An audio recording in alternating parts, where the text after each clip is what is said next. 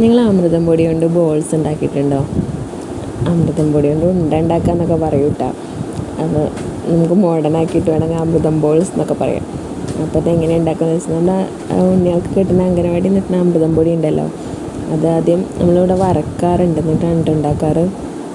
അത് വറുത്തിട്ട് പിന്നെ അതിലൊഴിക്കാൻ വേണ്ടിയിട്ട് ശർക്കര ആവശ്യത്തിന് കുറച്ച് വെള്ളം ഒഴിച്ചിട്ട് ശർക്കര ഉരുക്കുക.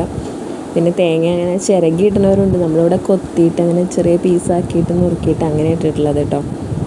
അപ്പോൾ ഇത്രയും സാധനങ്ങൾ റെഡിയാക്കി വയ്ക്കുക. ഇത് വറുത്ത് കഴിഞ്ഞിട്ടുണ്ടെങ്കിൽ അതിലേക്ക് നമുക്ക് ആവശ്യമുള്ള ശർക്കര പാനി ഒഴിച്ച് കൊടുക്കുക.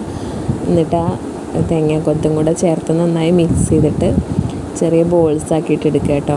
ഇത്രേ പണിയുള്ളൂ. അപ്പോൾ അത് നല്ല കഴിക്കാത്ത കുട്ടികൾക്കൊക്കെ കൊടുക്കുമ്പോൾ അവർക്ക് ഇഷ്ടമാവും, കഴിക്കാൻ ഇഷ്ടമാണ്. നമുക്ക് വലിയവർക്കും എല്ലാവർക്കും കഴിക്കാം, മക്കൾക്കൊക്കെ ഒരുപാട് ഇഷ്ടമാവും. ഒന്ന് ട്രൈ ചെയ്ത് നോക്കൂ കേട്ടോ. ഇപ്പോൾ അമൃതം പൊടിയൊക്കെ കിട്ടുന്നുണ്ടാവുമല്ലോ അല്ലേ.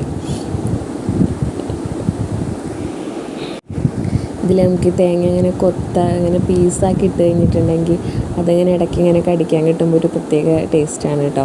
അതിങ്ങനെ ചിരകി ഇട്ട് കഴിഞ്ഞാൽ കുഴപ്പമില്ല, ടേസ്റ്റ് തന്നെയാണ്. പക്ഷേ അതിൽ ഒന്നും കൂടെ രസം ഉണ്ടാവും, അങ്ങനെ കഴിക്കാനാവും. അപ്പോൾ നമുക്ക് അമൃതം ബോൾസ് ഇങ്ങനെ ഉണ്ടാക്കി വെച്ച് കഴിഞ്ഞാൽ മക്കൾക്ക് ഹെൽത്തി ആയിട്ടുള്ളൊരു സ്നാക്കും ആവും.